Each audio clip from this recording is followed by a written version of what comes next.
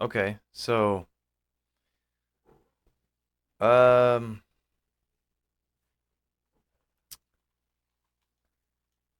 after I got the first package, um I thought I was big shot. Mm-hmm. Uh I had some money.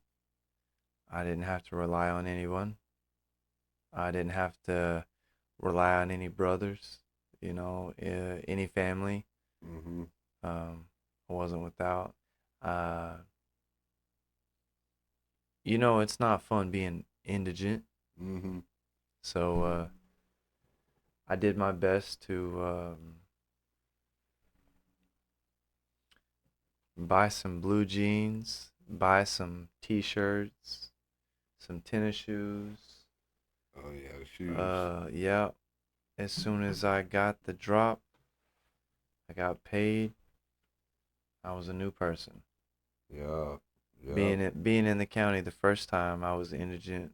Ain't nobody there for me. Mm-hmm. That's kind of embarrassing, honestly, especially when you want to try to be somebody. Yeah. How much was that tobacco worth? Um, at the work center, it was $75 for three peanut butter lids. Oh. For those who don't know, peanut butter lids, just the typical peanut butter jar. Mm-hmm. I don't know how big that is. What is that like? Uh. I don't know what that is. What is that? 8 or 16 ounces or something? Yeah. Yeah. 16 ounces, I Just a think. regular jar of peanut Yeah. butter. The lid, that's the measuring cap for tobacco. Mm-hmm. So three lids would be a pouch of tobacco, and that would be about $75. But if it was hot, shit, if there was a lot of tobacco, it's $25 a pouch. Yeah. Yeah. Let's say about the pouch. But whenever I went to the next yard, it was about $75 a pouch too. Sometimes it was $100 a pouch, $200 a pouch. Did y'all have tailor mades? A couple times, a couple times. It was like a special occasion when they came around Yeah, with it. yeah. Yeah. Yeah, I thought I was the man. Um, I had a new fit, a new fresh fit. You know what I mean? I wasn't wearing no state ass grays or anything. Them grays, yeah, you used to them. I catch myself wearing gray all the time still. I'm wearing gray right now. Yeah. Um, the second time I went and got a pack, uh, they actually asked me to do it again. Mm-hmm. And whenever you first go to prison, uh, people see you as a crash dummy. Yeah. They label you automatic first timer, Yep. crash out. So they think that you're going to crash out. You're going to do some stupid shit and get in trouble for them. Yep. So these dudes asked me to do it again. So um, this time I told them I wanted a phone. There was too many phones on the yard and I didn't have one. Yep. So I really wanted one. And I told him I wanted a phone in the next payment. And I told him that I wanted some tree. And Yeah. he gave it to me. He gave me more tobacco. I went, I jumped the fence. I got the next pack. I brought it back over. This time it was easier. It was fast. Mm-hmm. Threw it over. You Um, learned from the first time, huh? yeah, yeah. Bro, you passing out. Huh? You passing Oh no, out. I was looking down. I was looking down. I was awake though. Yeah. But yeah, yeah, yeah. You got that first pack, whatever. So second pack. Tell me how much money you think you end up making off of all of it.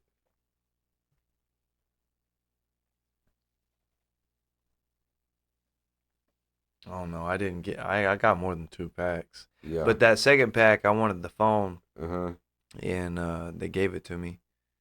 Um, so they wanted me to do it a couple more times after that, but I told them no. After the second time, I got the phone. I got what I wanted.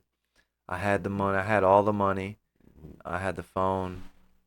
Um, I was smoking. I was high. It didn't matter. Like I told you, the first day I touched down, Yeah. the shit they was like, "You want to get high?" Shit, I was high every day.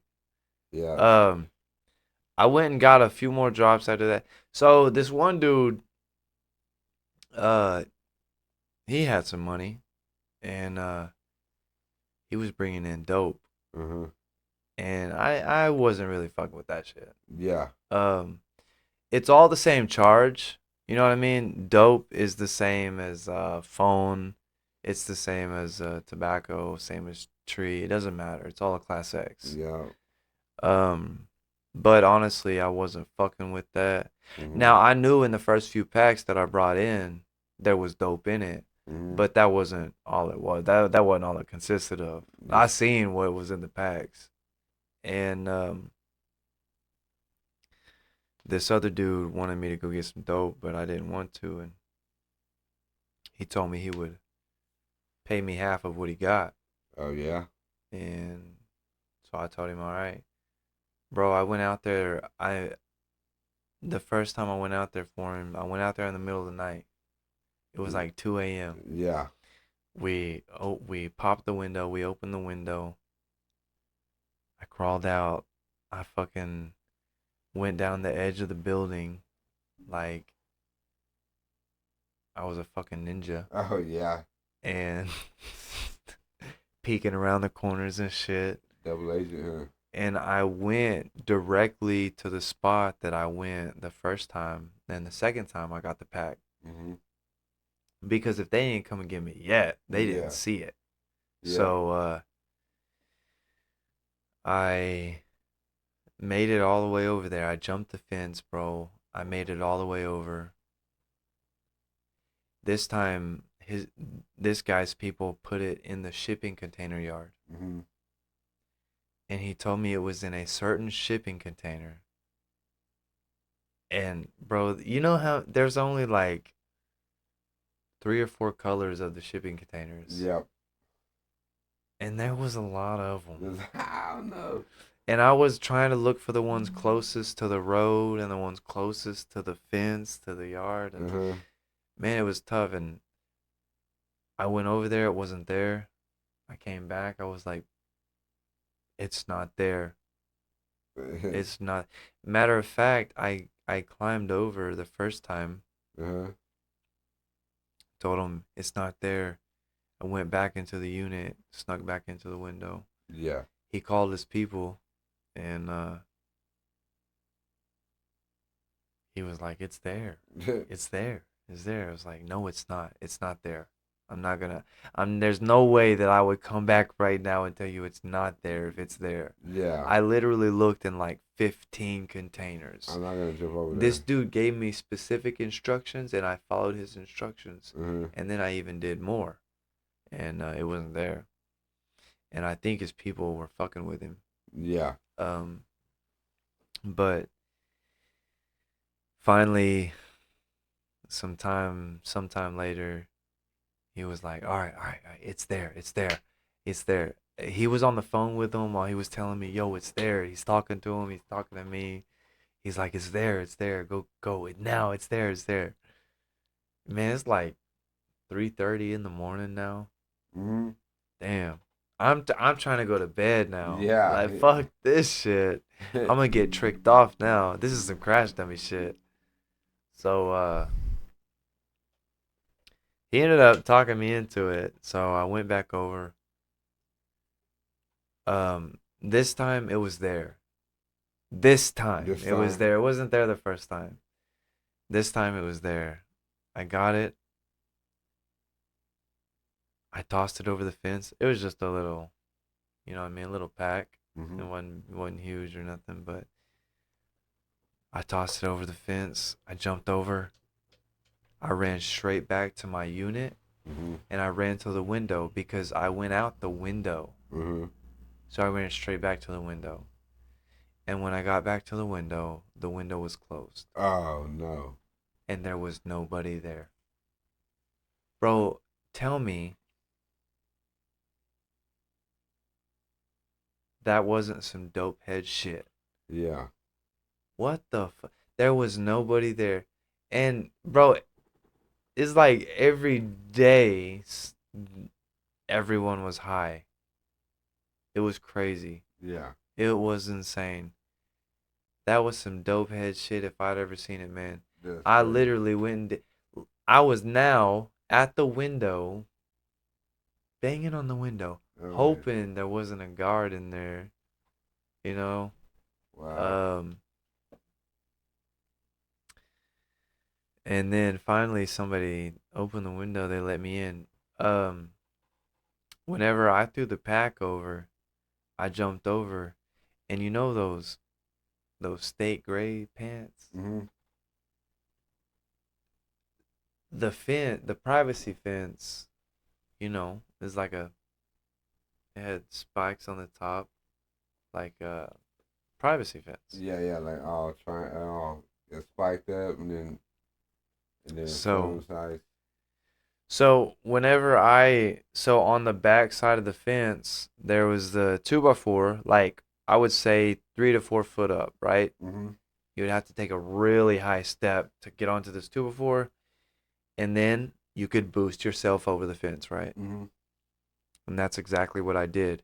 And when I got to the top of the fence, I stepped up on that 2x4. Mhm. I got to the top of the fence, and when I got to the top of the fence, I went to jump down. And when I jumped down, I was standing on top of the fence. Yeah. I jumped, but like I didn't jump up. I like jumped forward. Yeah. And when I did, the back of my state pants Uh-huh. caught the fence and I went face first. 10 foot Oh 10 shit. foot high. 10 Oh foot damn. fence. I went face first into the ground. Man. Bro, I was fucked up. I fucked my arm up. Oh no. I'm not playing. I thought that I broke my ankle or something. Really fucked my arm up really bad. Damn. Um, I fucked my tooth up. Yeah. Uh, I had always had good straight teeth Yep. on the bottom, and after I did this, I fucking I Ooh. went to the mirror. I knew it. I felt it. I tasted it. I felt that something was off in my mouth, Mhm. and I was scared, and I've always been so scared of losing my teeth. Bro, And I went to the mirror and sure as shit, I fucked it up, man. I fucked like 2 teeth up, and I'm just so thankful I didn't lose them. yeah. Yeah, it was Yeah, I think it's a lot of people's worst fear is losing their teeth. bro, but the fact that no, I literally did that. I was in pain.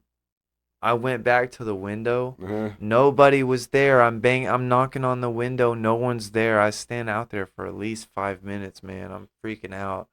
I'm thinking I'm about to get booked, man. All kinds of charges or whatever. But finally someone came and let me in.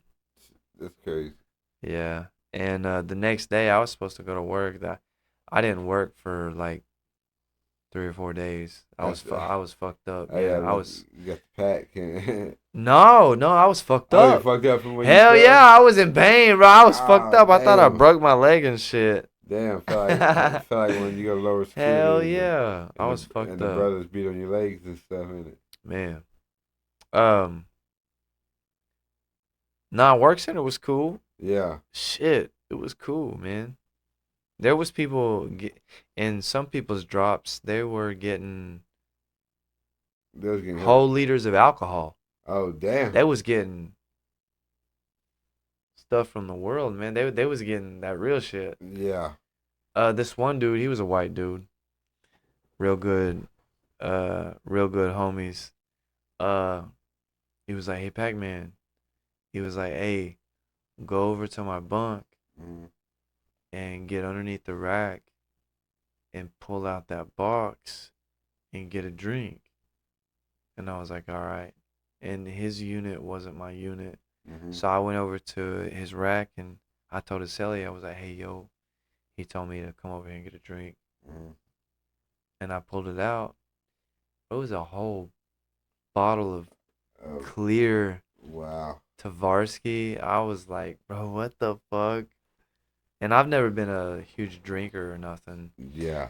And I couldn't even finish the shot. I was like, nah, bro. Bro, This yeah. is You crazy. about to throw up, This huh? is crazy, man. The work center's wild, man.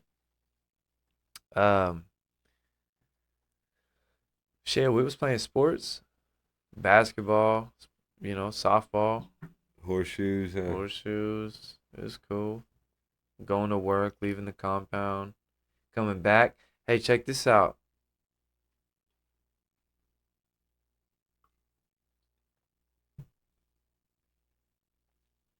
I worked for DPS. Mm-hmm. One time, we went over to the women's prison Ooh, in Oklahoma City. yeah. What is that? Mabel Bassett or Eddie Warrior? Might be Pro- Eddie Warrior. Eddie Warrior, Yeah. probably. Um, Yeah, might be Eddie Warrior. Because I know the one in Tulsa is Mabel Bassett. uh man, it's a black town or whatever, but it's like a neighborhood in North Tulsa or whatever. So it's a G, I believe. Yeah, I I think don't know. yeah, I can't but it was like it's like a halfway house or whatever. Oh, okay, Yeah. okay. Nah. This was the women's prison. Um, the one in Oklahoma City. Yeah. Outside of the prison, Uh-huh. they had um they had a few shipping containers out in the parking lot, and in these shipping containers, inside the prison, they got classrooms, they got, they got all kinds of stuff, Yeah. computers, they got a bunch of stuff, right? Library, A library, yeah, yeah, yeah. yeah. So one time we had to go over to the women's prison and go through some shipping containers. Mm-hmm. Now, when I was there, it was like, I think the year was maybe 2017 Mm-hmm. or 2018. I don't remember. But inside these shipping containers, we was going through some shit, and we was helping our bosses, and they left us unattended. Mm. And Hmm. I stumbled upon a caseload, those case file boxes. Mm-hmm. I stumbled upon a box, several boxes full of cell phones. Oh dang. They were flip phones. And automatically, Uh-huh. my mind started thinking, Oh yeah. and I was going to take these back to the yard and I was going to sell them. And I was going to sell them for cheap because now I knew where they were at and we would probably come back. So, uh, I lined my shoes. I wear a size 12 shoe, right? Yeah. I lined my soles of my shoes Uh-huh. with flip phones. I think I had 4 flip phones in each shoe, Damn. and then I put the sole, where your foot goes. I Yeah. put the sole part on top of it, Mm-hmm. um, and then I carried it into prison like that, and it was rough. Mm-hmm. Honestly, it was. I was trying not to break them, and I was I trying to be bet. easy, and but at the same time, I was trying not to give away any indication because whenever you come back to the yard, Mm-hmm. you get searched, Yeah. and half the time you get strip searched. Yep. So so I was trying to be nonchalant, and I made it. I made it through. I made it all the way through, but I was way behind, bro. I Yeah. I was way behind. Everybody had Even I at the yard had a touch screen at this time. Yeah. I just was at work and saw all these cell phones, and I thought I was gonna be Funny. able to sell them for cheap, But nowadays people got touch screens, and all you gotta do is get a phone card, Yeah. and you got a line, you Yep. got a service, And these flip phones, they would have to come with SIM cards and the right kind of SIM card and Yeah. everything else, and yeah, uh, You was thinking right. yeah, I was thinking right. I didn't really get them off. I ended up just giving them. I ended up giving them away actually. Yeah. Uh, To all right, yeah, the less fortunate hands, like, you know what, man, yeah, you ain't got no money on the phone. Go ahead and take this. yeah, yeah. But I made it all the way in, and man, it was intense than a motherfucker. I was nervous. Right, I bet. One time I had to switch shoes at a visit. Uh, that made me nervous. Switch shoes. Yeah, my son wore the same size as me. I had to wear one of my shoes to the visit, and we switched shoes at the visit, whatever. And I just knew the shoes were too nice, so I knew they was gonna find out. Mm. And they went and did our strip search, whatever, and the guard was like, "Shit, nice shoes," and then we roll on. Ended up selling the shoes or trading them for another pair of shoes. Yeah. Yeah, yeah. There's some Chucks, so everybody at the yard wanted some all black and white Chucks. Hell yeah. They was like, "Oh, let me get those." I'm like, "Shit, let me get some Jordans." Um. Shit, we can move on to the next yard. Yeah, yeah. So what ended up sending me to the next yard? Mhm. Um. I was supposed to. I was supposed to go down in security. I was supposed to go to a halfway house, Yes, sir. and one day they came to get me to drug test me Uh huh. so that I could go down in security. Oh no. And if I passed it, I got to go down. If I failed it, I I assumed I just got to stay there. Yeah. But Oh no. they got me. I failed it. Um, a lot of people went to lower security in the next few days, the next few weeks, Yes, sir. and I just assumed that I would, continue to do my time there at the work center. Yeah. Well, one day, out of Mhm. the blue, damn, I was having a good day. I was having a good day, Dang. and they came and got me, and they was like, "Limco, yo, bunk and junk, baby, roll up." I was like, "What?" Oh yeah. They was like, "Yep, you're getting shipped. You're shipping out." Oh no. And I was like, "Damn, where what? What do you mean? Where am I going?" Like I don't understand because I failed my drug test. Yeah. I knew that if I passed it, I would go down, but Yeah. I didn't pass it. So I knew that I was staying. So I was like, "What do you mean?" They was like, "Yep, you're shipping out. Go ahead and get your junk." Oh nice. And I got it, but my time wasn't over, bro. Yeah. And I was nervous. They told me, they was like, "You're going up in security." Oh no. I was like, "Damn, Back up, huh? what the fuck? Back up? No, no, I went straight to the work center." Yeah. Yeah, yeah, Oh from A yeah. and R. Yeah, yeah. You were straight. You did it. Yeah, So so A&R was cool, and I mean it was 24-hour lockdown and shit, but yeah. I mean it wasn't horrible. You know what But I when you got that hour out, and then everybody had to take a shower together. Yeah. That that's probably the only time you would ever have to take a shower with anybody else in there, because it seemed like at the yard, it was like motherfuckers didn't take a shower. We didn't take a shower at the same time. Yeah. Now, if somebody got on the other end while another dude was in there, like everybody's seen it from the unit. They're like, "Oh, dude, what you doing?" And they call him out like, "Oh, bro, there's somebody in there." That shit, Gay? that shit gay. What you doing, bro? You don't see him in the shower. And they be in there with no shower shoes, Oh and they wouldn't even be no. behind the wall. They'll be right there in the opening where everybody can Damn. see him. Like, bro, hey, scoot over. Hey man, we got fresh fish in the house. Every time we overdo it. Our cameras died. Oh shit. It's all right. All right. I don't like these cameras. Yeah. What time is it? 12:22. Um. So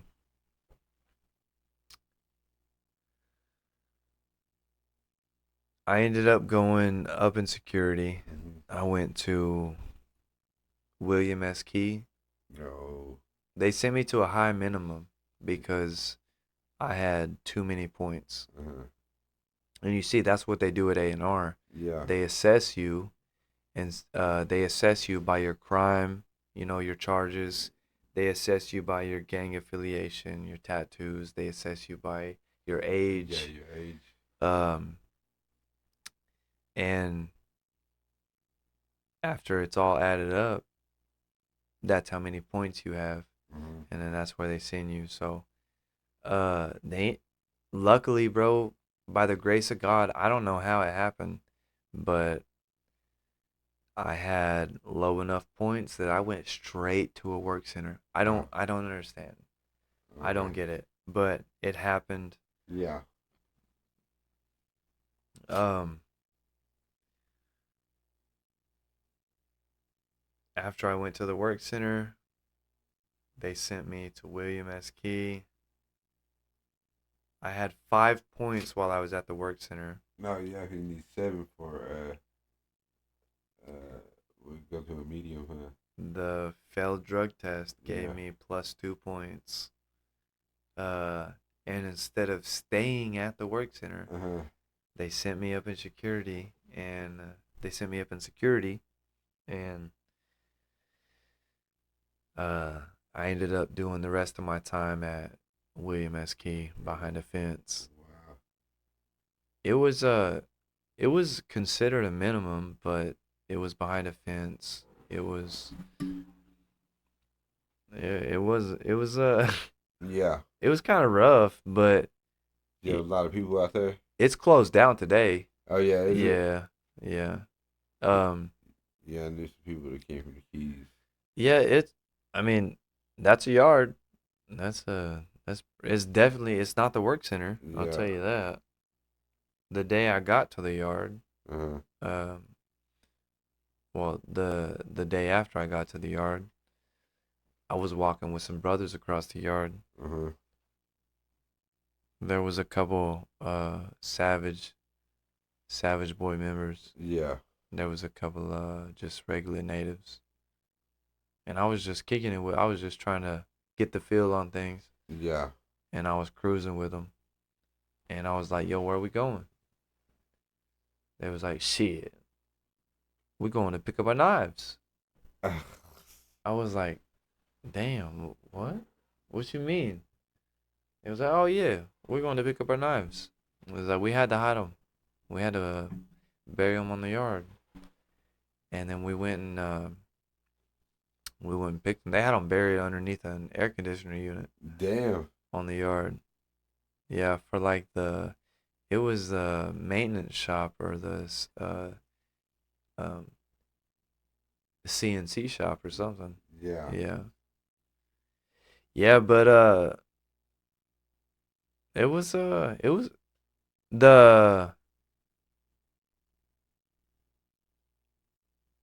yeah, man, it was different. It was an experience for sure. Um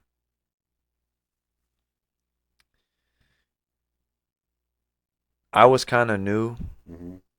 and I had this dude, I was working in the kitchen. I was getting my hustle. I had to get a job ASAP, right? Right? I had to figure out some money, right? Yeah. So I was talking to I was talking to my neighbors, my cellies. I was talking to everyone in the unit, Mm-hmm. and I'm telling them, I'm like, hey, like I need to make, I need to make some money. Like, what do I do? What do I do that, this gonna be easy for me, Yeah. And it's like, man, just get a job.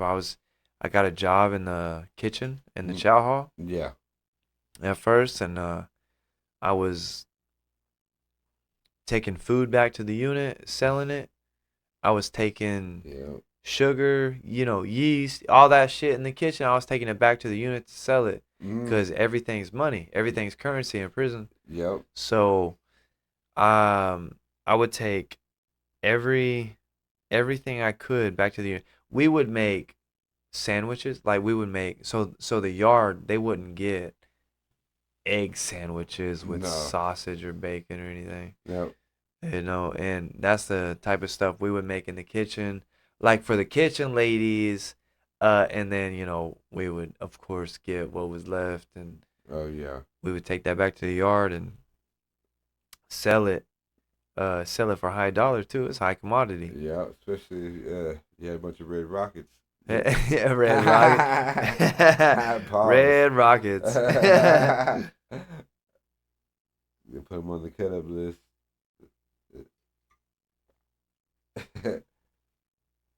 Yeah, Has its perks, huh? yeah, for sure. I made a few dollars. Um, Real sketchy though, man. They won't let you take stuff back to the unit. The police won't. No. The kitchen ladies don't care, Yeah. but the police won't let you take it back. Yeah. Contraband, huh? So we would always have to sneak it out. Yeah. So when it was chow time, we would have our pack ready, Mm-hmm. and half the time we would send it through the tray hole. Yeah. Yeah, we would send To it the through bingo. there. We would let somebody walk out with it in their jacket or something. Yeah. Take it back to the unit. Uh, Man, there's even times we would throw it in the dumpster.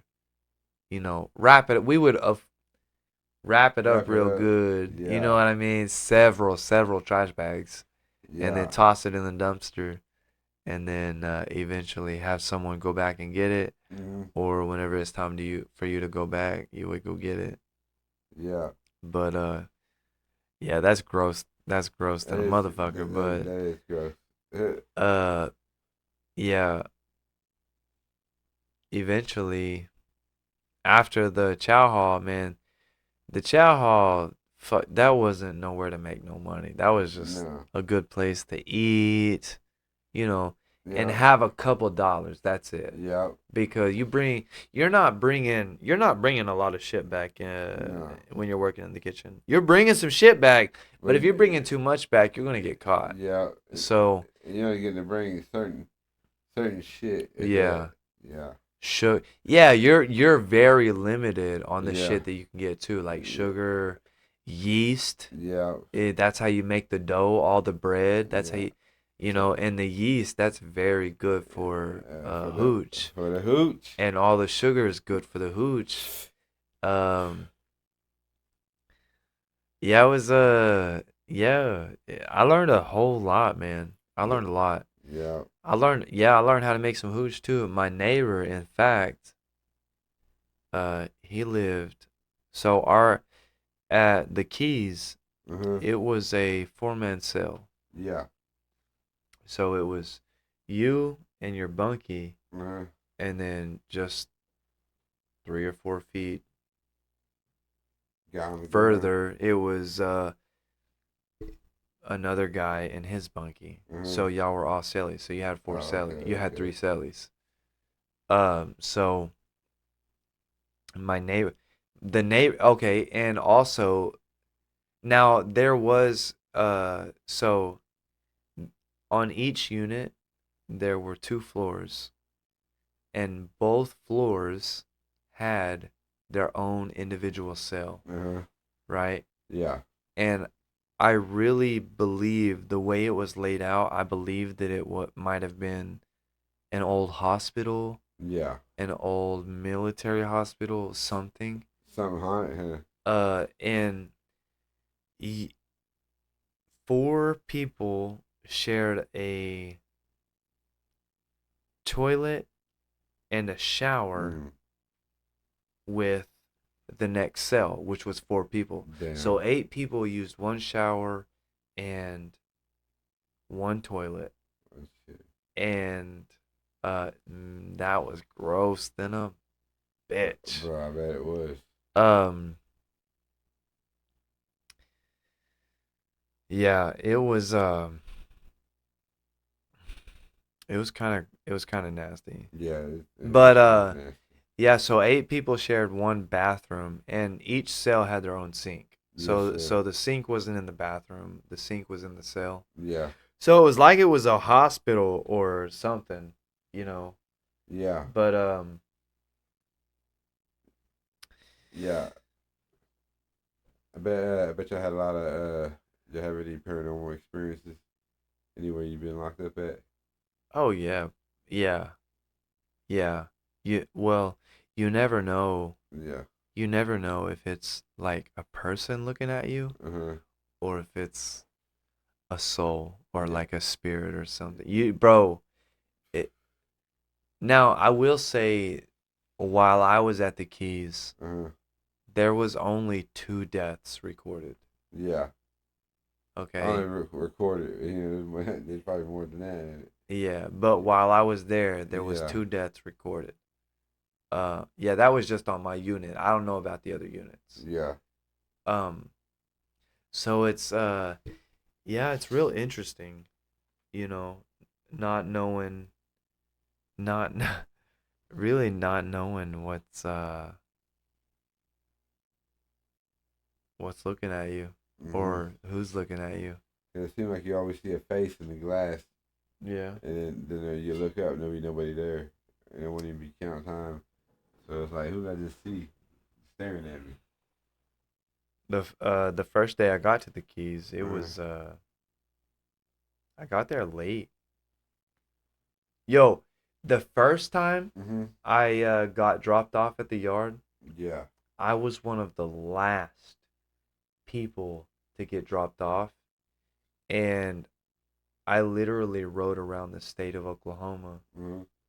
dropping people off at different prisons. Yeah, And man, it was the longest 12 hours of my life, man. bro.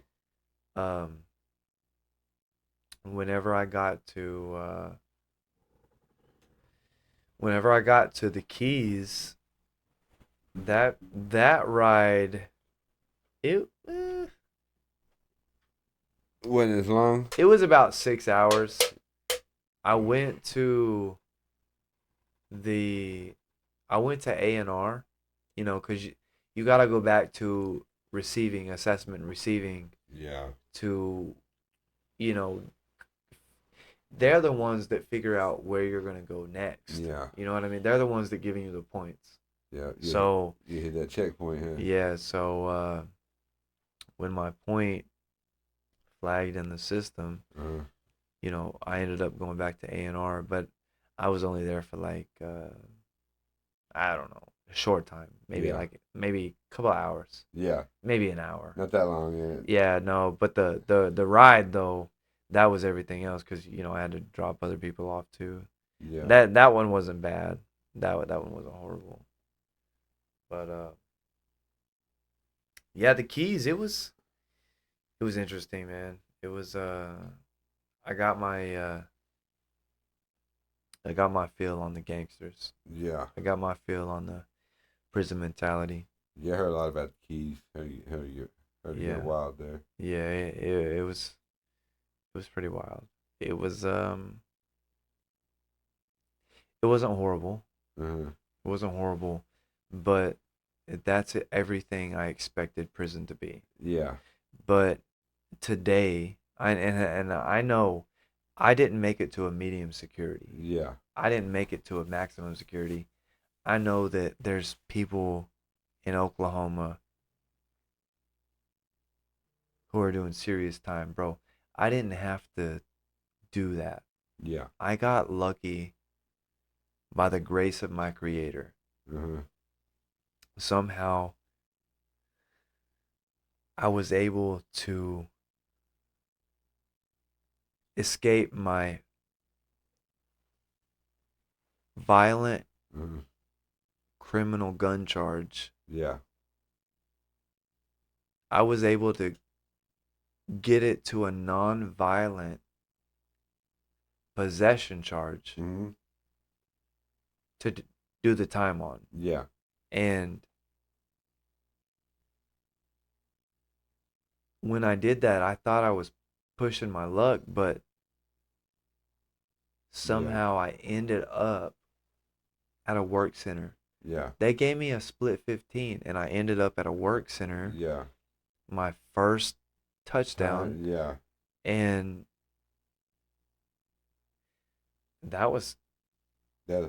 that was fine. I'm not Yeah. I'm not gonna lie, that was fine. Yeah. And then after I fucked up, it's kind of like the creator was like, yo, I gave you this chance Yep. to do this time, Yeah. but you chose to do your own time. You chose to have fun and continue doing what you were doing on the street. Yep. So now, It's kind of like the karma, huh? yeah, now not only did you fuck up and I not let you send to a work center, or I not let you go to a work center, but now I get to send you to a higher security Yes, sir. because you fucked up. Try to teach you a lesson, huh? Right. Yep. Yeah. Now the lessons can be blessings.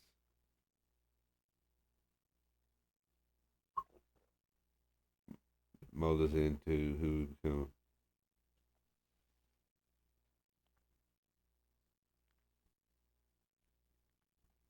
When I touched down at the Keys,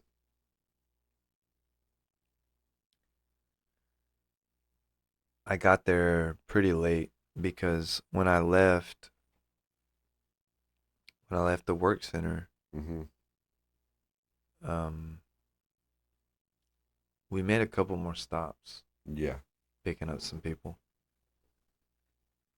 at different yards. And then we got to the work center. They fucking ran us through the system and shit. So We tell got tell me, did y'all ride on the Green Lizard, or did y'all ride on the dog on hell yeah, the Green Lizard. So we rode on the van the? on the way to prison.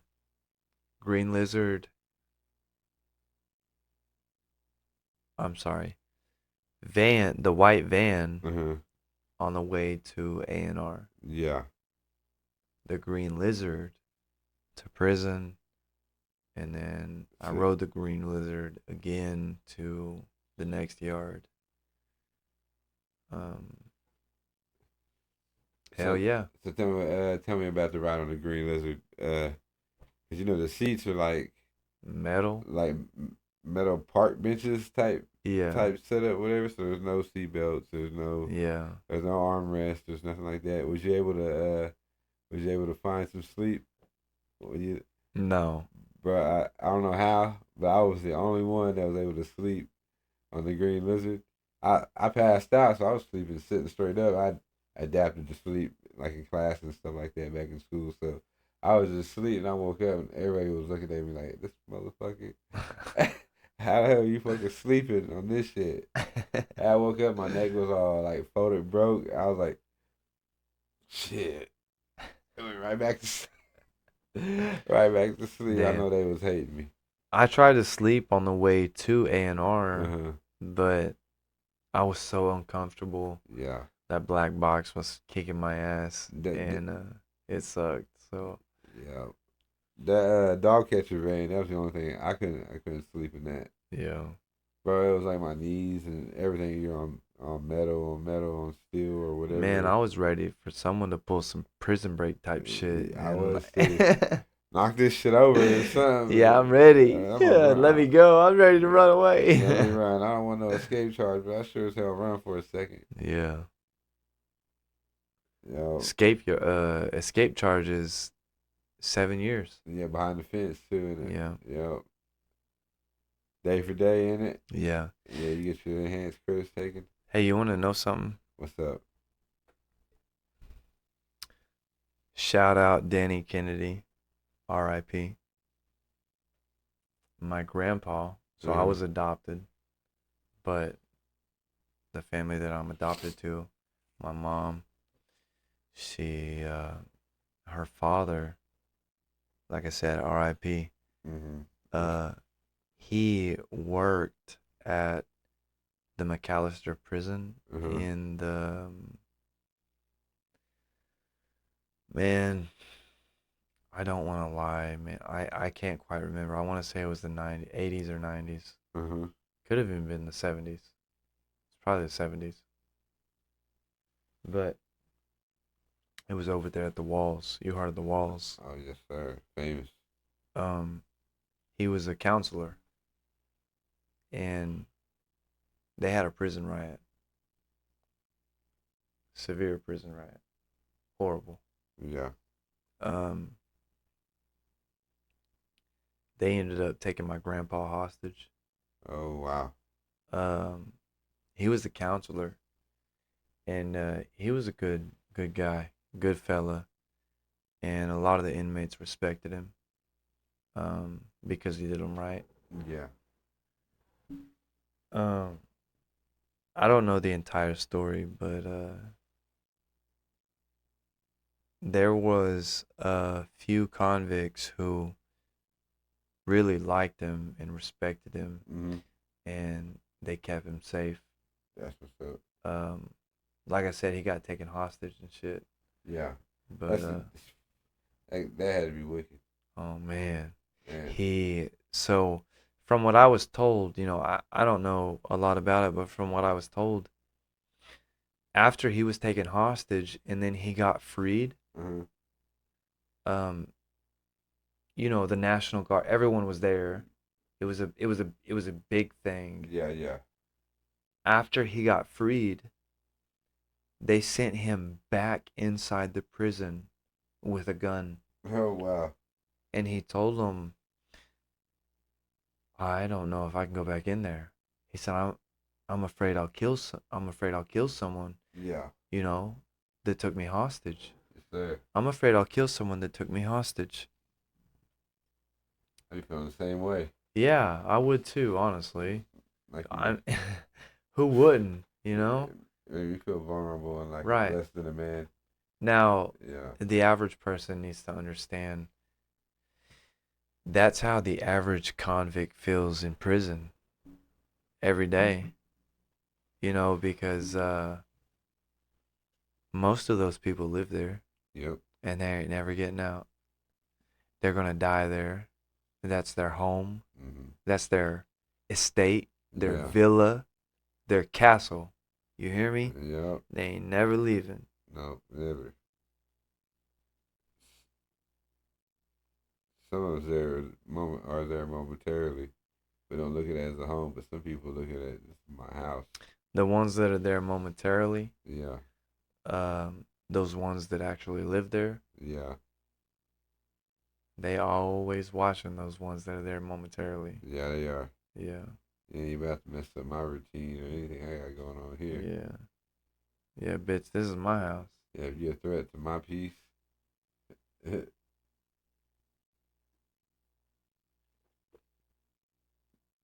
say they got a famous line. We have to take a look at it. Yeah. Yeah. Yeah, take a look at that. All right. Yeah. Time. We're not done yet. Almost done. Almost done. Almost done. I am used to it.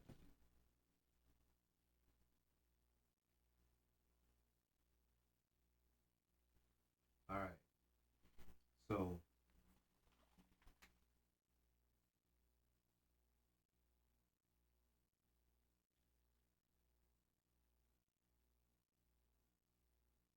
this time at this yard, let's talk about. We've already talked about jobs. Mm-hmm. I still got another job. We can talk about money, Mm-hmm. hustle, drugs. What happened uh, while I was in prison before I got out. Yeah. Where I'm at now. Yeah. Okay, just leading up to where I'm at now. Yeah, yeah, yeah. Wake the fuck up too. Okay, Wake the okay, fuck okay.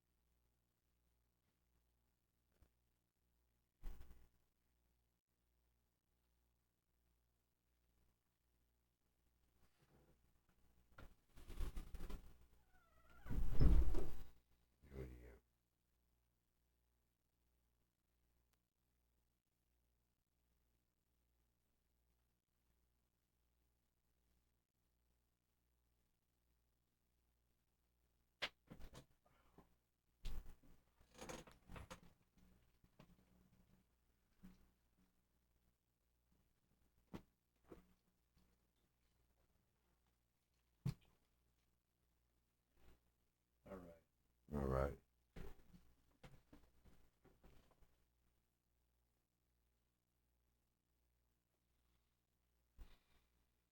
Go ahead. Ask me a question. All right. Hey, hey. How long have I not had this in You front just of my moved face? it. You just moved it when you got up. Are you sure? Yeah. I hope so. Yeah, yeah. You just moved it when you got up. Cause you went like this. You moved it, and you got up, and you was going out. My assistant's gonna hate me. No, but you moved it when you got up. It was there. It was there right before that. um, all right, shit. What you want to talk about? All right. So after everything at the work center, is there anything that helped you? Let's see real quick. Is there anything you took from the work center that helped you get down on to go down the right path to be able to become a better person or more responsible, productive member of society, as you would say? No, No, no. no, nothing at all. The work center was a big ass party. It was a big party without women. Mm-hmm. Oh yeah. It was a fun time. It was. I'm not gonna lie. It was I can understand why people get so excited to go to prison Yeah. when they've never been. When someone's never been to prison and you look around and you see when it's time to pull chains and they come and get you and they say, "Limb cool, bunk and jump," or "Pigeon, bunk and jump," Yeah. and you know you're going to prison. And they say you're pulling chains. Yeah. Man, to those that have never been, that's an eerie feeling. But when you see people that have that have been and they're excited, Uh-huh. it starts to get easy. Yeah. But then when you see it for yourself, oh man, it's unbelievable. I definitely understand why people get excited to go to prison. Oh yes, sir. You know, when they're in the county. Um, but being in the work center, no, it didn't teach me how to be. It didn't teach me how to be better at all. Uh, it just, it just helped me realize why everyone was there. Yeah. You know, and it not because they were really committing crimes or anything, but just because you know when you're locked away in a place, it does something to you. Yes, sir. You know, it turns you into an animal, and you're not an animal. No. You know, when you cage a dog acts a certain way, Yeah. and if a dog's not happy, a dog's not happy. If he's happy, he's happy. You know, and you know, it's just that's what prison is. Yeah, people commit the crimes. Yeah. You know, and it's a shame that prison is a thing, but it is for some people. Yeah. You know, and the work center was a big party for me, and it just prepared me for the next place. Mm-hmm. It helped me understand that the next place was um, even more serious than that. Yeah. That place was, to me, fuck, that was kind of fun. Not really fun in the sense that I was locked up, but fun in the sense that that's probably the best time you could have while you're locked up. Yeah. And it was a good time. Yeah. But when I went to the next yard, I went up in security. I knew what to expect. I knew it wasn't going to be so easy. But I also knew there was a lot of gang members at the work center. Yeah. There was a lot of gang members in the county. Yeah. Okay, but half of those people haven't even been to prison. No. No. But there was a lot of gang members in the work center. And you got to remember, a lot of those people are coming down in security. So they've already been there doing their time. Yeah. Half the people who are in gangs in prison become gang affiliated in prison, Yeah. and that's a shame too. But Yeah. and pretend to be somebody they're not. You can spot those people a mile away. Yeah. Yeah. It's a shame to even be a part of a gang, but I don't blame nobody because that's family, bro. Yeah. If you ain't got You know, nobody. Yeah. I don't blame no one. It's just this is a fucked up world, you So know. so after you went up in security, did you end up finishing your time with the keys? Yeah, yeah, I did the rest of my time at the Keys. I think I did like a year and a half Uh-huh. or a year and 8 months at the Keys or something. I only did like 4 or 5 months at the work center.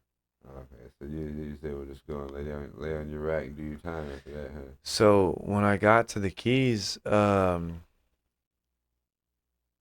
things were more serious, but there was a lot of freedom. There was a lot of freedom at the Keys being behind a fence. But it was a high minimum, you Yeah. know. So like all the units got to have yard time together, I think, and it was cool. So like you got to always mingle with your homies and other people on the unit and shit, and um, the guards on the units were more serious.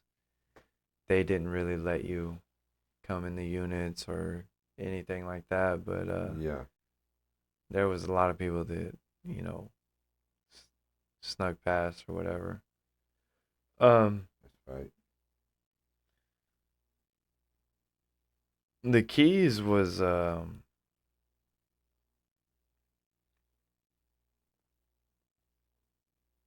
it was interesting. Yeah.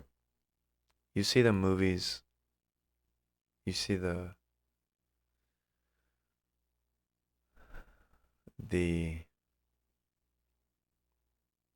scenes on TV, Uh-huh. and half of it's like that. I ain't gonna lie, but half of it's not either. Yeah. And I'll just get into this because I'm thinking about it. Let's talk about Priya. Yeah. Priya, Prison Rape Elimination Act. Yeah. Don't if you have a Snickers on your pillowcase, do not eat it. Now, I would really like for the young audience to pay attention to our show. So I just want them to understand that's not really the case. No. All right. Now, things have changed a lot over the years, and it's not the same as it was in the 80s or the 90s. Um, I'm going to tell you right now, if there's something on my bed, I might fucking eat it. Shit, I eat that payday. There shouldn't be no fucking reason there's something on my bed. Listen, if there was something on my bed and Uh-huh. I ate it and someone came to collect,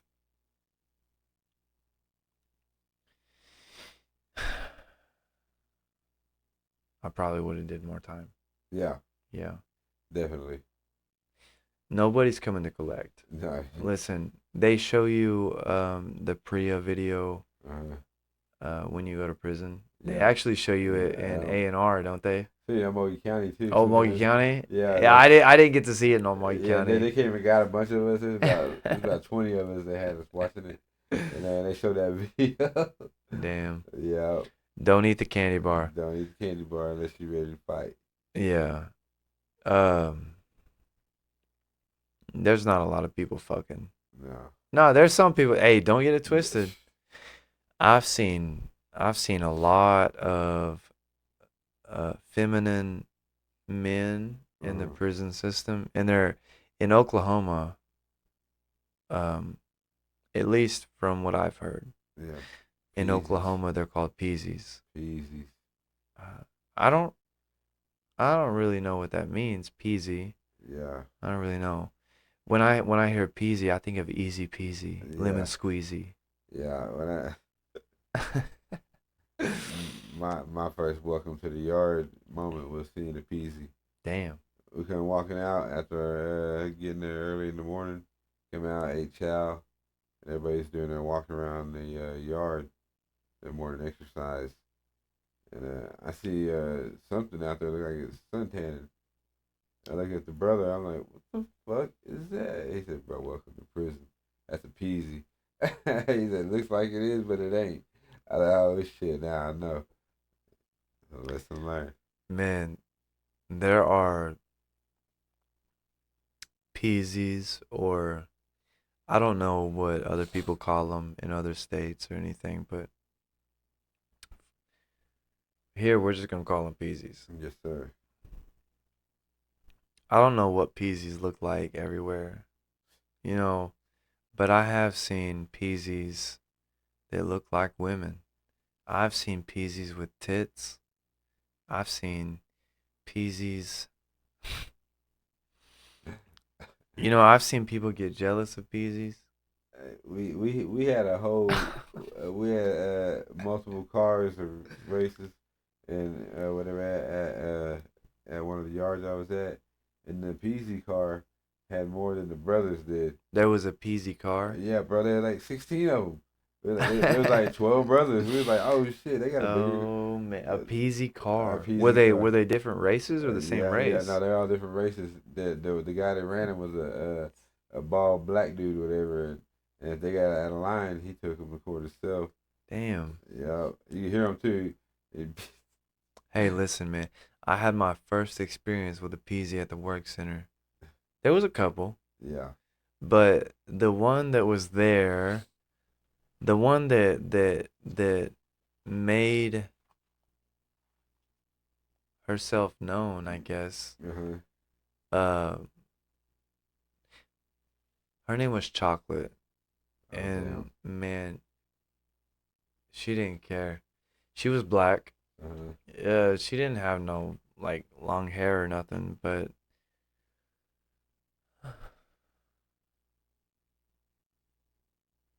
yeah, she was gay as fuck, and she sucked dick like a motherfucker, and the people that like the guys that she sucked dick, Uh-huh. um, like those some of those guys. Listen, bro.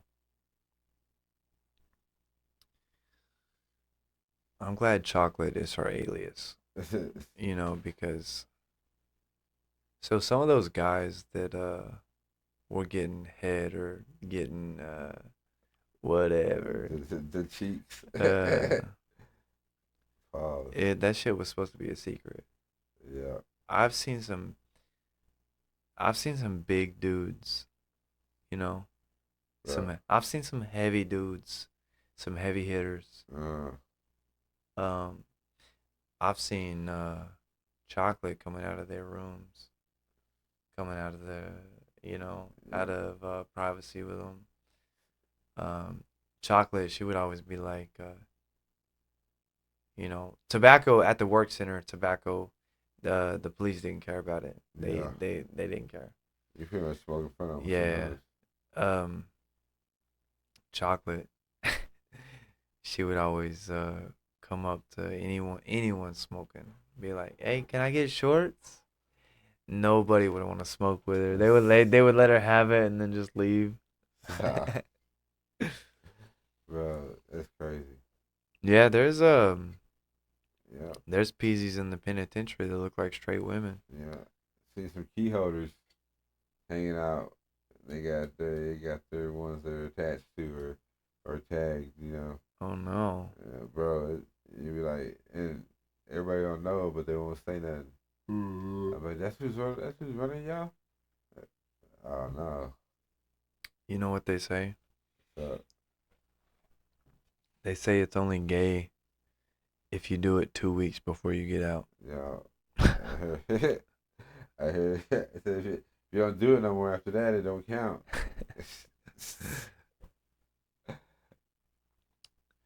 The Keys was cool.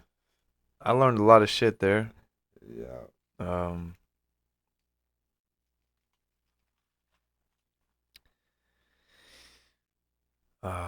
Learned a lot of gang shit. I learned a lot of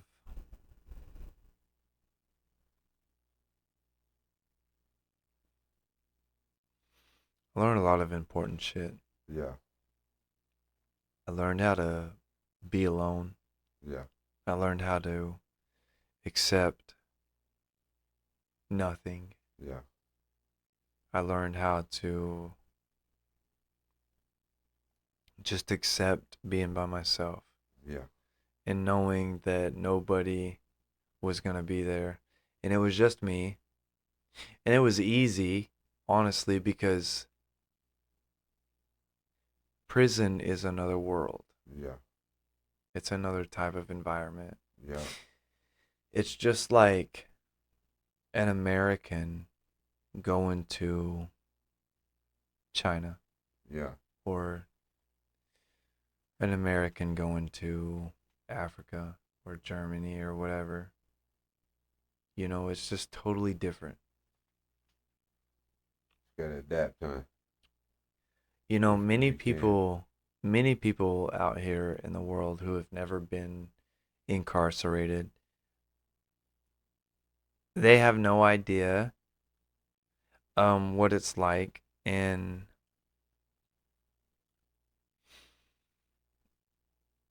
they just have no idea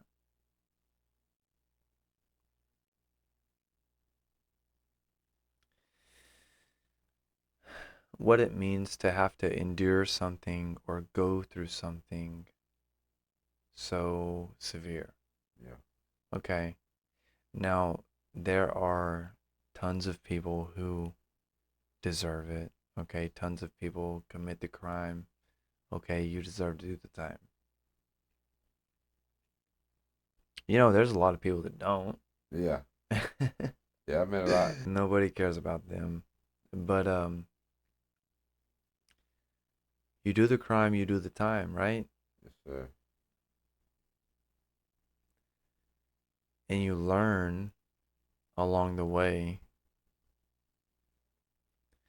For me, it was all a learning experience. It was all a learning curve. I was able to catch a split 15-year sentence and only do 5 of it in prison. And like I said, from the very beginning, I was lucky. You Yes, know, sir. the creator was by my side. Um, I shouldn't have went to a work center in the beginning. I shouldn't have even went to a minimum behind a fence. You know, I deserve to be behind a medium security fence. I Yeah. deserve to be behind the walls. I've done some crazy shit that's questionable, Yes, sir. but my creator has put me in this life, in this position, for a reason. And now I get to talk to you, and I get to talk to everybody else listening, and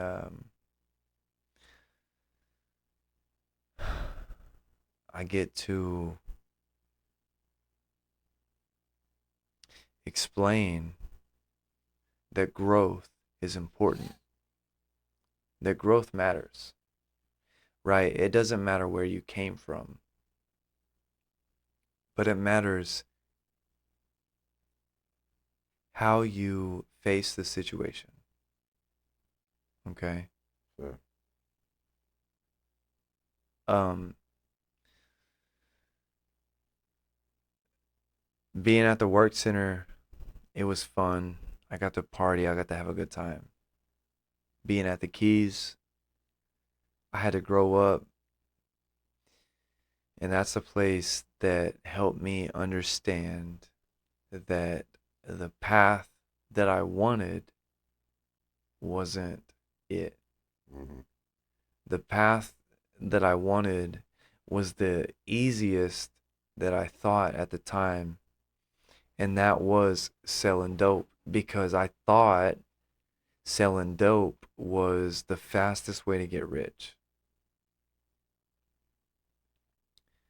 When I was growing up, my mother was into those crime shows, and you know, she always felt like the investigator, so she was with the police. She was trying to figure it out too. But I was always rooting for the bad guy. Sure. I don't know why. You know, maybe it's because I was adopted. Maybe it's because I had um a hectic life, or maybe it's just because I Yeah. wanted that. I don't know. But every time my mom turned those shows on, I was rooting for the bad guy. I Sure. wanted the bad guy to win. Not because I was bad, but for some other reason. I don't really know why, but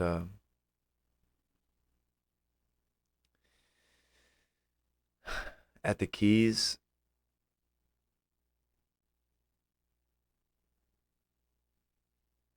I I learned what survival was. You know, being in the county, everybody around me had shanks, Mm-hmm. and I knew that I didn't have to have one. The first time fighting my case, all the brothers had shanks. I didn't have to worry about catching any more time. I didn't have to have one. I was all over the jail. Yeah. Everybody knew me. Everybody knew who Pac-Man was. And the longer I was there, the deeper I got in with everyone. And eventually people started respecting me. Everyone didn't know me. I'm not saying I was a big shot. I was a nobody. Um, but in different units, eventually other people started learning who I was. I had made it all around the jail. Got out, was out 6 months. I landed right back in there. Um, when I came back, it was like a celebrity Mm. being seen on the red carpet or something. Yeah. Everyone was like, Pac-Man, Pac-Man, hey yo, Pac-Man. Mm. Everyone was trying to get my attention. Um, Everyone from different units. It wasn't something I was proud of, but Wear like a badge of honor almost. when I came back, people, when I was in there, people had left. I had got out. When I came back, they were back in there. Uh, Whenever I got out and people were still in there, I came back and they were in there again or still in there. Um, yeah, jail was just like this horrible revolving place. It was just like being famous and you didn't want to be. Um,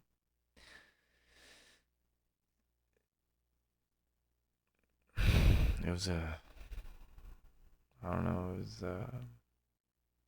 it was different. Um, and then whenever I went to prison, I just carried the same energy with me, Mm-hmm. um, acting the same way. But after I got to prison, I was there for maybe a month or two, and I was in my cell, and it was pitch black. It was dark. Nothing was there to disturb me. It was just me. It was just my thoughts. And then something came over me, and I just started having this conversation with myself, and it was like, what do you want? And today, when I think about it, I feel like it was the creator having a Mm-hmm. conversation with me. Sure. And he said, what do you want? And my answer was something that I never had before. Yeah. I want something that loves me. I want a family. I want something that can look at me and love me and not be able to change its mind, Yes, sir. if that makes sense. Yes, sir. And immediately after that thought, I started thinking, I want to have a family, right? Mm-hmm. I want to have a son. I want to have a wife. I ain't never had this before. I want to have a son. And all the time I thought about having a son, all the time. And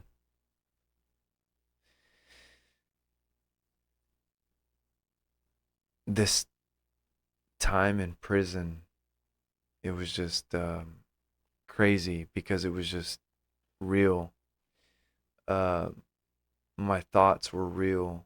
You know what I mean? It Mm-hmm. was like it wasn't me. Yes, You know, sir. like I didn't make it up. Like it was the creator, or it was something.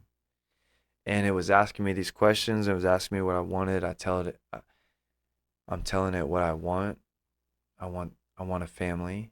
I want a wife. I want a son. Never had this. I want this. I started dreaming about a son for some crazy, stupid reason. I'm dreaming about wanting a son. I want a son. Um, I get out of prison.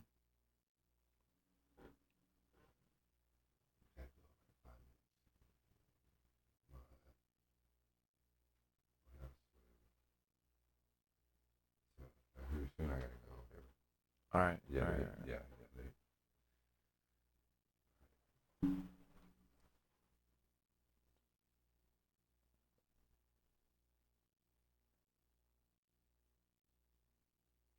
So when I got out of prison, eventually, um, I met this chick, um, and I ended up fucking with her, and I shouldn't have, but I did. I got her pregnant. I attempted to get her pregnant. I was holding this girl's feet in the air, holding her legs in the air. I was trying to do whatever I could to get this girl pregnant. Mm-hmm. I knew that I wanted a son. I thought for sure I was gonna have a son with her. I it wasn't even really the fact that I cared for her Mm-hmm. or wanted her or anything. I was on a mission. I wasn't being the smartest about it, but I was on a mission, and I intended to get her pregnant after some time, and I got her pregnant. She ended up having a miscarriage, Oh wow. and Sorry about that. yeah, so she was in drug court when I met her, and I didn't really know much about drug court.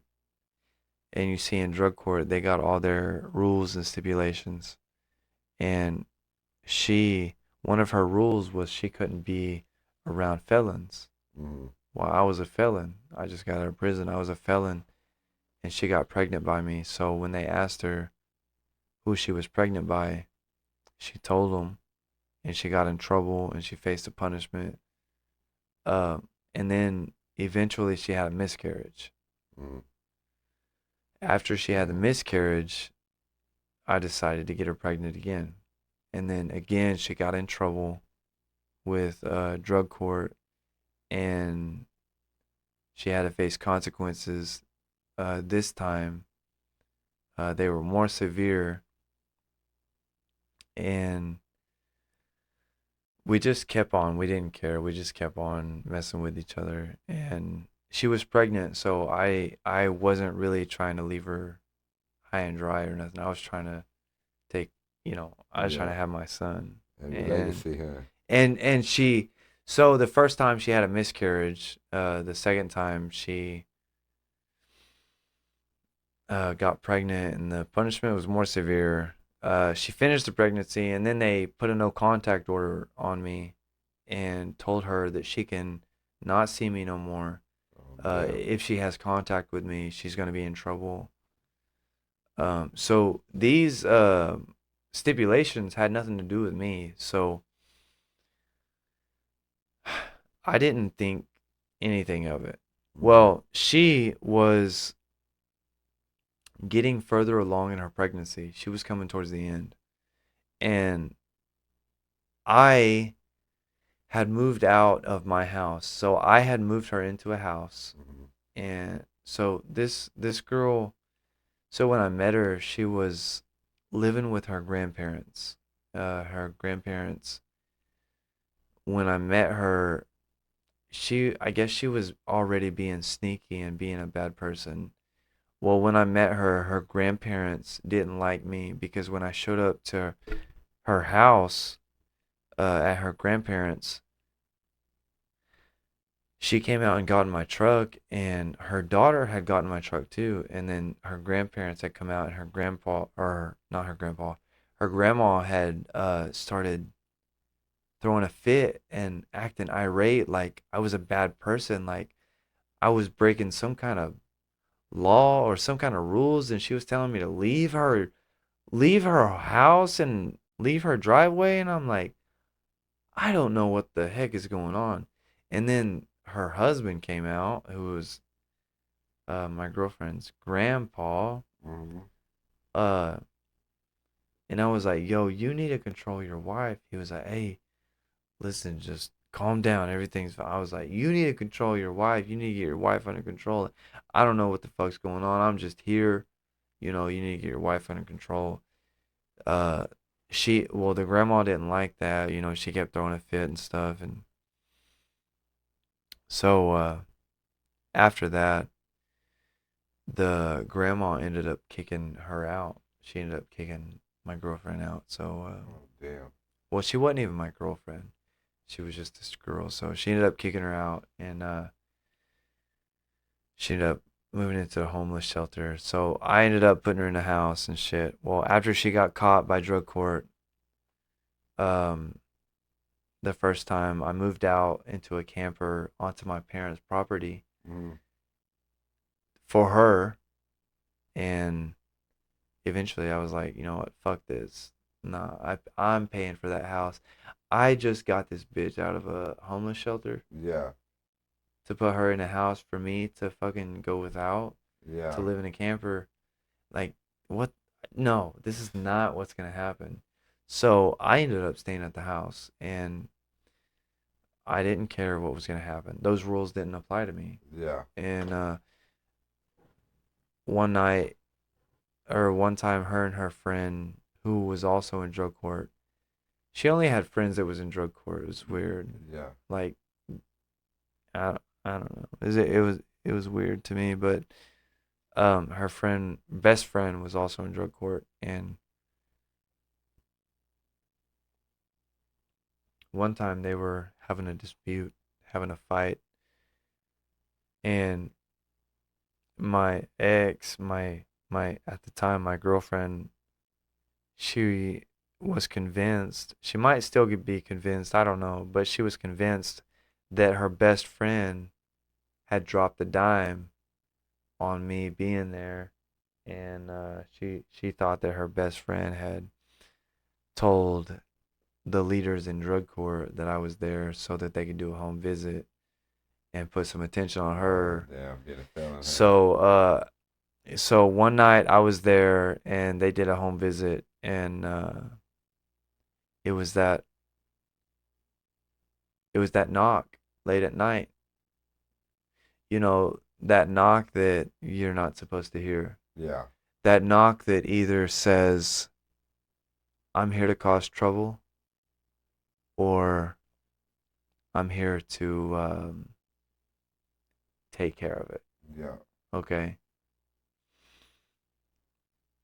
It was a loud knock. It was like 10:15 Actually, it was like 10:13. I think I still remember it. Yeah. It was a loud ass knock on the front door, and we had already rehearsed it. We had already went over it time and time again. I don't know what the fuck was going on in my head. I didn't even have to fucking do this, but I did. There was no legit hiding spot in the house. Yeah. Everywhere that I could have possibly hidden was visible. And there was only one spot that could have worked. And you see, when I met her, she had lost her children, but I didn't know that. When I met her, I moved super fast. Got out of prison. I was on the go, you know, and I was just doing stupid moving too fast. Yeah. Well, I met this girl. We somehow fucking clicked. I guess we clicked because we're both fucking idiots. I don't know. We clicked. We ended up hanging out.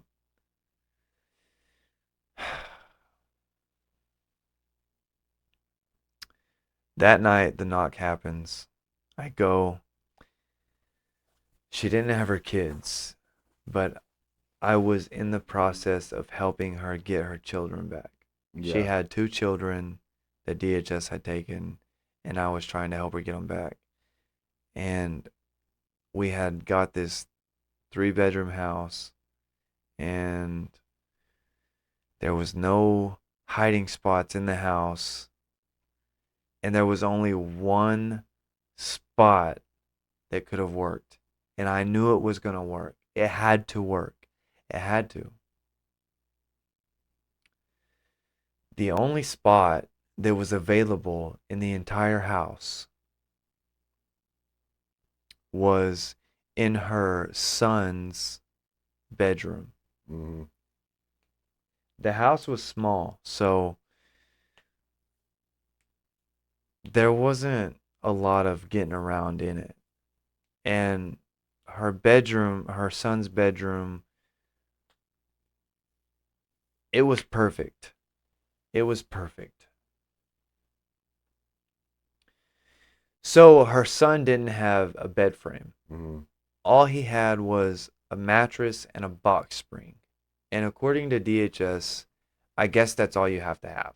Yeah. I mean, I'm not letting my kids sleep on that, but I guess that's all you have to have.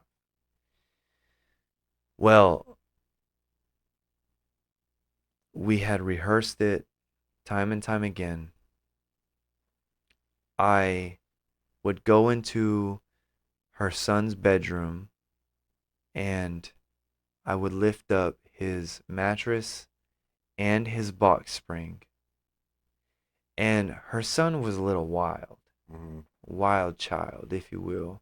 And um, may the Creator be with her. She doesn't have her children today, but in her son's room was just a mattress and a box spring, and she didn't have her kids yet, and it was up against the wall in a corner. You know how it would go up against the wall, and Yeah. we lifted it up and tested it. But her son was so wild, he would create holes in the bottom of the box spring. Mm-hmm. So you know inside the box spring is 2x4s, and that's how the box spring is built, is with 2x4s and a spring. Yeah.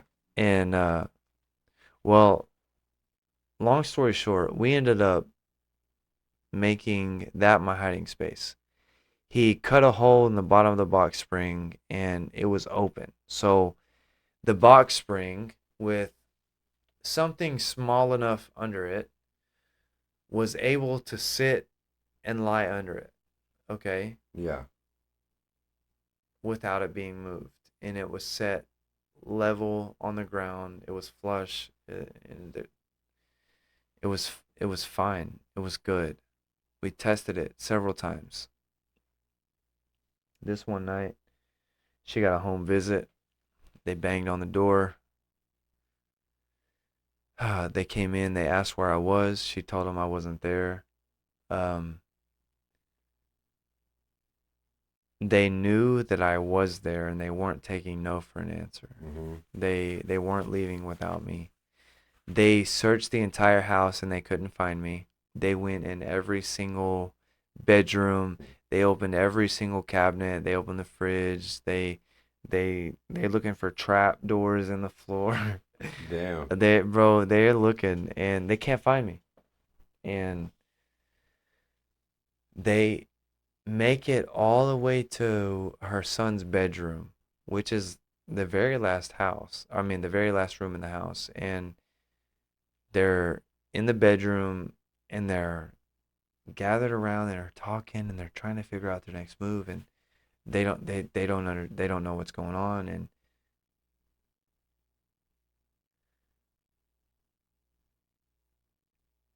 now if you can think of a box spring real Mm-hmm. quick. Yeah. Now if you can just think of the size of a mattress real quick, Yeah.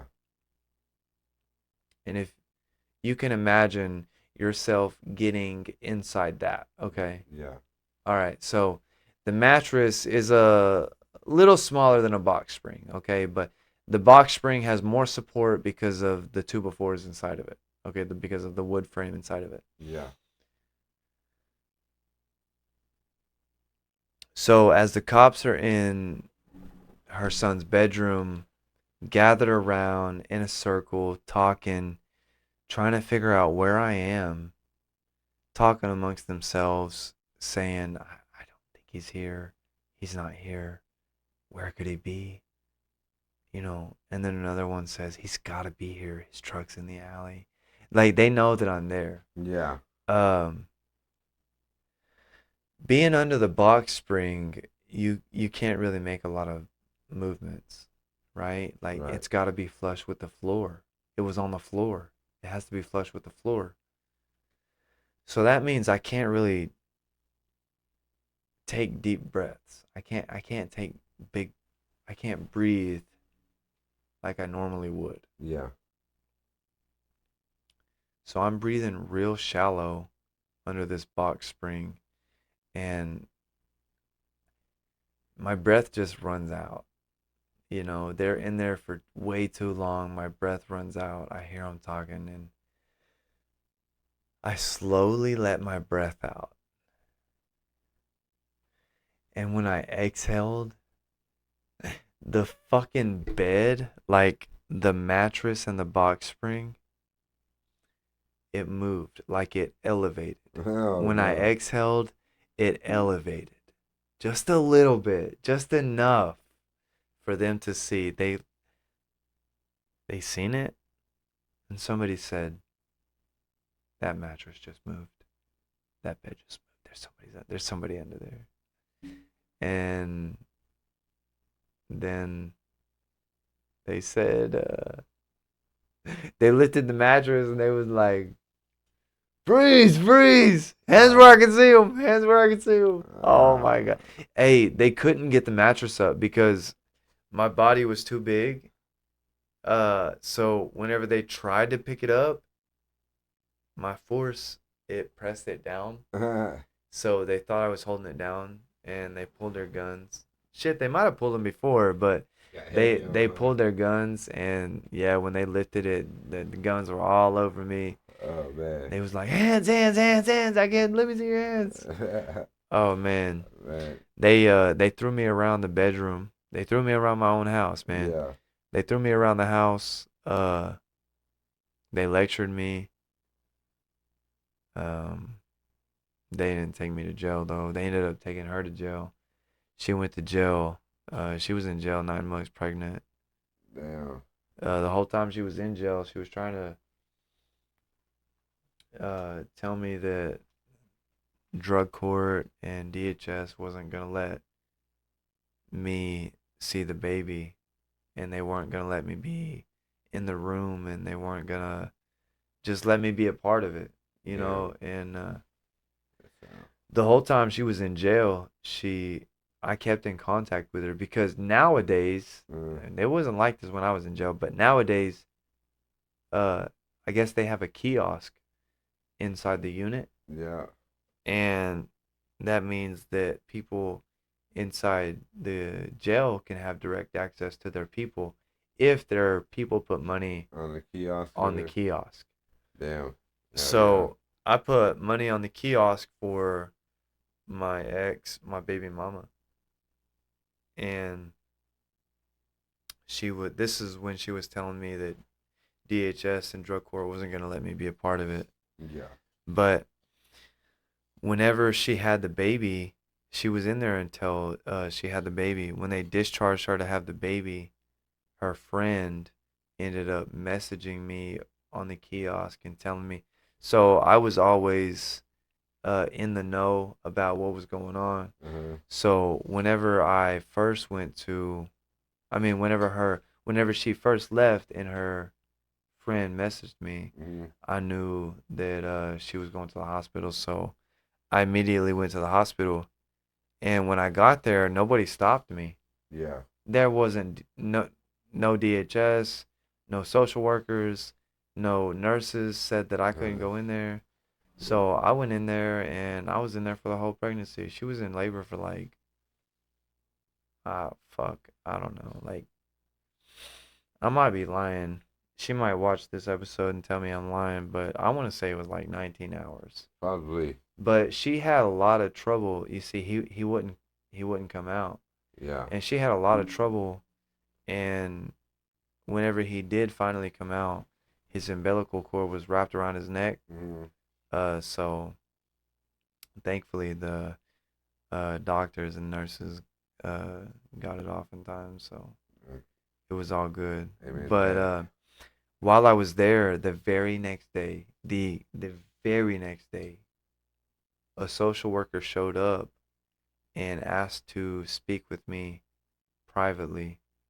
And whenever I went to speak with her, she told me that I could go home with my son, but she could not. Yep. The mother could not go home with him.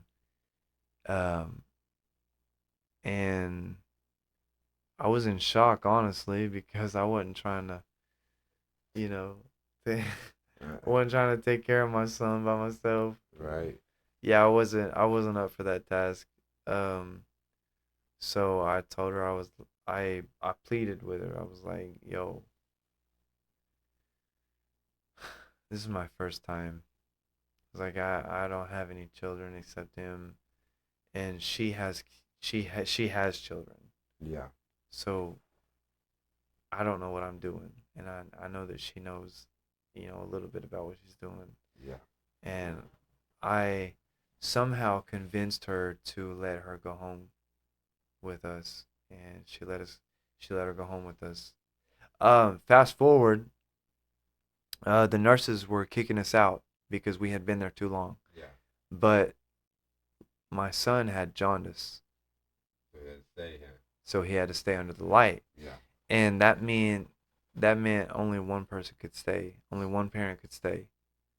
And me being a father, naturally, instinctively, I'm thinking, all right, like I got stuff to do. I gotta go work. All right, I gotta go take care of the house. I gotta get ready for this baby to come home. Yeah. So I was like, I'll go and you stay. Well, she didn't want to stay. I don't know why, but she didn't want to stay. So I didn't make her stay. I let her go home with me. And when we went home, we got to the house. We started looking around. I was like, all right, I gotta go to town, right? I gotta get some supplies. I gotta clean up. I Everything. gotta get this place ready. And I went to town, got the supplies, and a train. I came back. I was coming back to the house, and a train was stopped on the tracks. It wasn't moving, Yeah. and it was blocking my normal path. So naturally, I decided to go around. So I got back on the highway. I got off Main Street, got on the highway, and I was going back the other way. and I got stopped by a highway patrol, and he stopped me for no seatbelt. So when he stopped me, he ran my name, and I had a warrant. Mm. And when he came back to tell me, I'm like, nah, you're tripping. I don't have a warrant. I've been to prison. I've done my time. I know what I've got going on. Like, I've not done nothing wrong. I know what's going on. Long story short, bro, he ended up taking me to jail. Mm. Um, as I was on my way home to take the supplies back to clean up the house so my baby mama could take care of the house, so we could go back and get our son the next day or two. Yeah. Um, he told me I had warrants. I was booked. Uh, man, I told him the situation. I told him, bro, I literally just had my son. I literally just came home. I just got to the house. I was going into town to get some cleaning supplies. Like you've got to reconsider everything right now. Yeah. And um he did his job. He was uh he was a very good guy, solid guy. Yeah. Um my baby mama, she's not from Henrietta, so whenever I got lit up and shit and I was telling him everything, I said, hey, she don't know where she's at. She don't know where she's from. I said we just had a baby in Tulsa. He's in the hospital right now under the ICU. Um, I got this cleaning supplies in the truck. I said my baby mom. I said my wife. I said she don't have a vehicle. I said this is the vehicle, and my son's in the ICU. And he thankfully he ended up with me in the car. We got to go pick up my baby mama because I at the time I lived on Cummings Street, and she went into town like from Cummings. She went into town like to cross the railroad tracks to go to Walmart. Mm-hmm. But I was over by Midway at that other store. Uh, at that store, I forgot what it was called. It's Casey's now, I think. It's Casey's Yeah. now. But I was at that store, and he let me pull into the parking lot, and he let me call her, and she ended up going the wrong way, so we went and picked her up and brought her back to the truck so she could take it back home, so Oh, she nice. could, yeah. She ended up bailing me out the next day so we could go get our son. The next morning, yo, she was on it.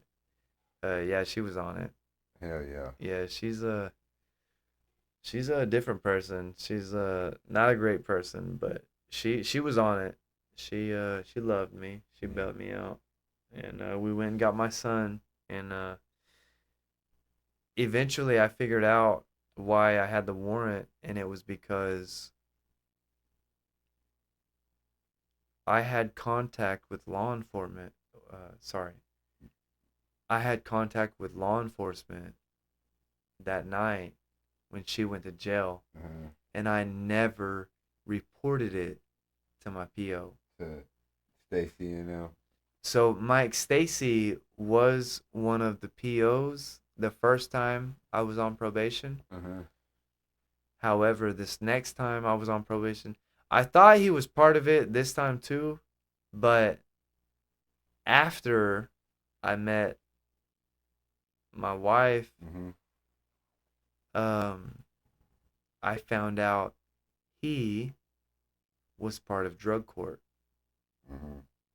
So now he was over her. Okay, this is where the story gets interesting. I'm gonna try to hurry through this. She she went to jail that night. Um, I was trying I knew I didn't have no power, bro, but my dad was a volunteer fire department. He'd been a volunteer fire department for Wilson, Dewar. He's a city mechanic for Henrietta. Works on fire trucks, works on EMS trucks, works on police cars. Um, I thought I could get out of all my trouble. I never did, but um I'm sorry, I forgot where I was going with this. After she bailed me out of jail, we went and got my son and brought him back home, and uh I had got in trouble because of Mike Stacy. Now he's on drug court, but I had to hire a lawyer after all that and get my shit taken care of, and Then should I violate you here? yeah, they was trying to send me back, but after I hired a lawyer, I had to spend some money, but he ended up keeping me out of prison. He didn't give me everything I wanted. We tried to go for the McGirt law Mm-hmm. because while I was in prison, Mm-hmm. that's when the McGirt law started. Yeah. So everybody was getting out of prison at that time, and I knew nothing about it. But also, when I went to prison, I didn't have a lawyer.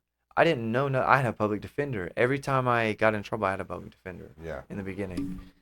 And while I was in prison, I had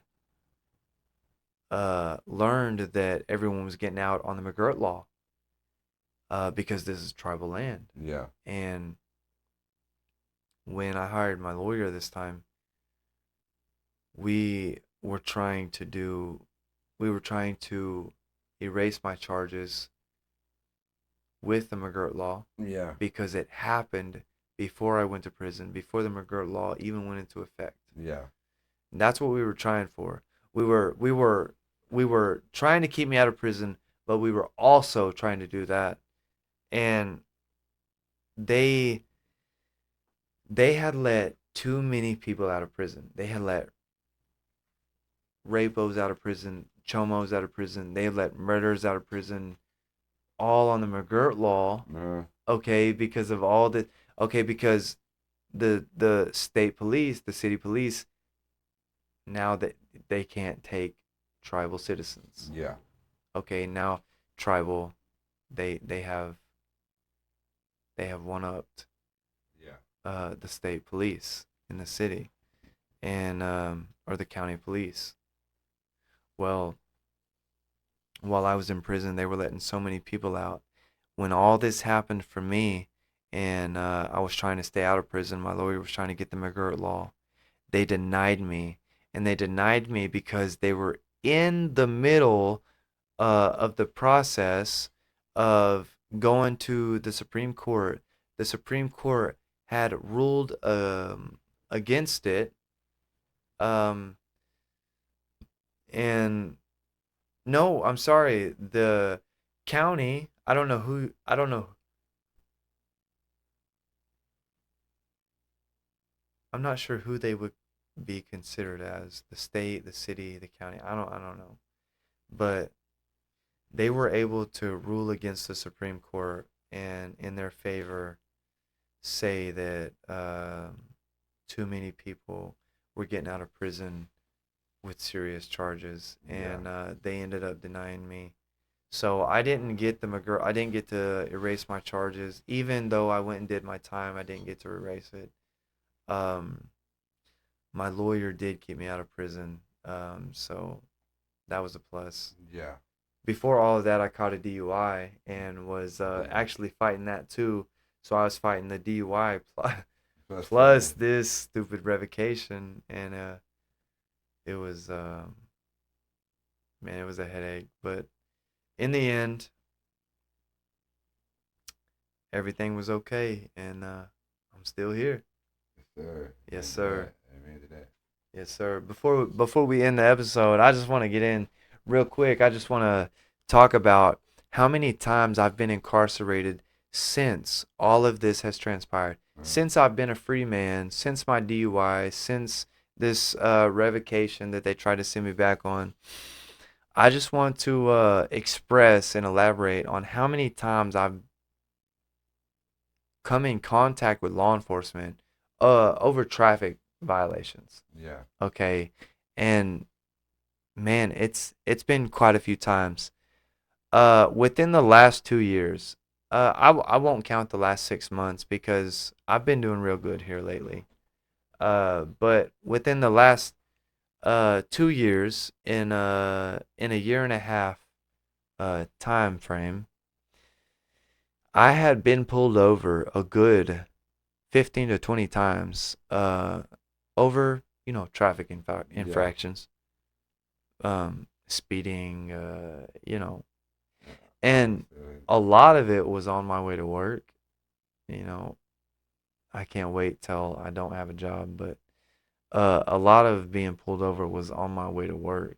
Um, but every time I got pulled over, since this whole McGirt thing has happened, since tribal has taken over and stepped in, because when I went to prison, tribal police weren't even out here, Yeah. and not here. Yeah. And now, since I've been out, I've had so many run-ins with the law, and every time I don't know exactly what it is because there's a few tactics that I use. Yeah. Okay, and every time I have a run-in with the law, uh, thank the creator, I'm Native American. Um, I like to use the Indian card, but I don't like to use it at first. So I love to give the cops a chance because fuck, bro, I've been to prison. I know how this stuff goes. Mm-hmm. I know where my rights are and where they're not. Yes, sir. And especially TikTok. Yo, thank TikTok, man. Thank TikTok has shown me a lot of stuff that I didn't know as well, and um I have actually used some of that while I've been stopped. But while I've been stopped, when the cops get disrespectful, when the cops get disrespectful and they come to your window and automatically demand your license and registration and proof of insurance, um, most citizens don't know that, you know, you don't have to jump to that. No. Whenever they pull you over, they have to give you a reason for the stop. And a lot of the cops don't do that. They just ask you immediately for Yeah. registration and license and shit. But Yeah. whenever they decide to overstep their boundaries and they ask for your license, I decide to ask them what for, and Yeah. uh, sometimes they tell me because it's a lawful order because I'm asking for it, but that's not. You don't have to do that. That's not. That's against your rights. Yeah. They have to give you a reason for the stop. So, um, when they don't give me a reason for the stop, uh, they ask me for my license. I will pull my license out respectfully. Mm-hmm. You know what I mean? They got a job to do too. So, and honestly, I'm not trying to get in trouble or nothing. But Yeah. today I know a few rights. Yeah. And whenever they ask for the license, I'll pull the license out respectfully and show it to them. Um, but I won't give it to them. Yeah. And whenever they go to reach for it, I'll pull it back and basically say no, thank you. Mm-hmm. And they get frustrated and antagonized and shit, and they start getting upset. And then if they start going overboard, like they start talking about tickets or they start talking about unlawful orders or whatever, Yeah. then and only then will I pull out my Indian card and be like, all right, well, I'm Native American. But at the same time, I don't have a Native American tag. I have a state tag. I have an Yeah. Oklahoma state tag. Um, so I don't know if I don't know what's triggering them. The fact that they trying to pull over a state person and get somebody, and me pulling the Indian card, or the fact that I just know a few rights. I don't know exactly, but Probably, probably a little of I've both. had about 15 to 20 interactions with law enforcement, and my last one was a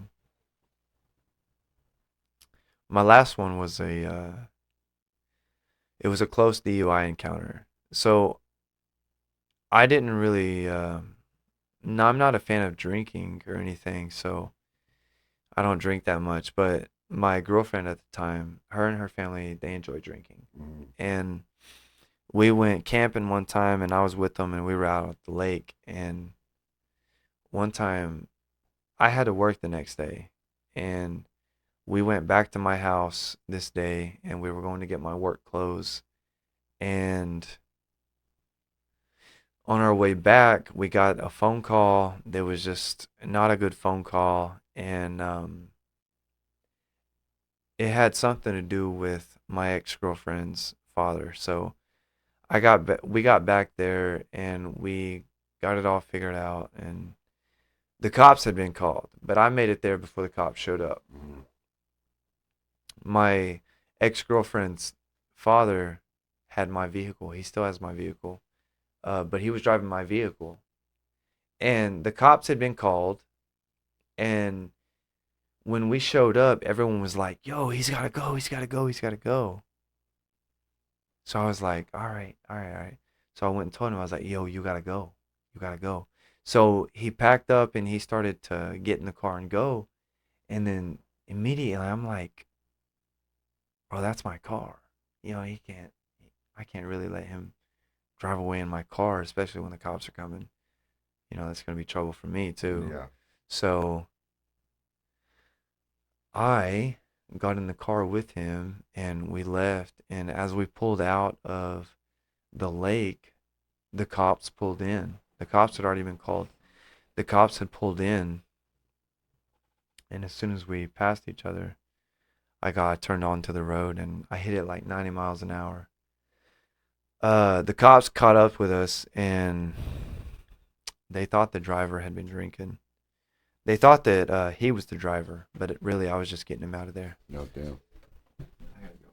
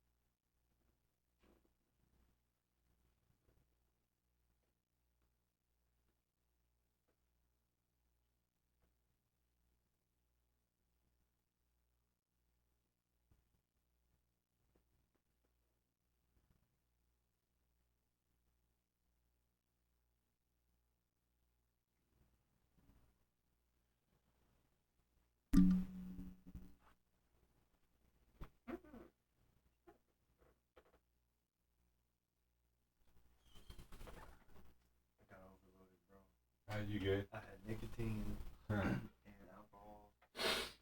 Oh, you're fucking coming up, huh? Yeah. Oh, yeah. Oh. I gotta get ready to go here. In a Yeah, minute. we can stop it. You gotta do the end. Or you wanna leave it on to be continued? Since you're kind of still. Yeah. Leave it on to be. Yeah. Yeah, bet.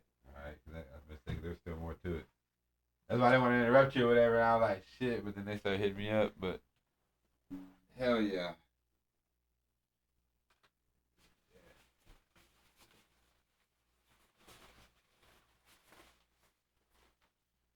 It's getting out there though. Hell yeah. It's getting on there.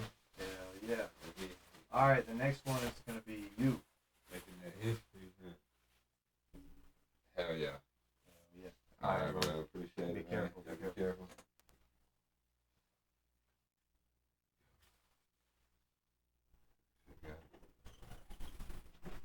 All right, be safe, bro. You too. Appreciate it.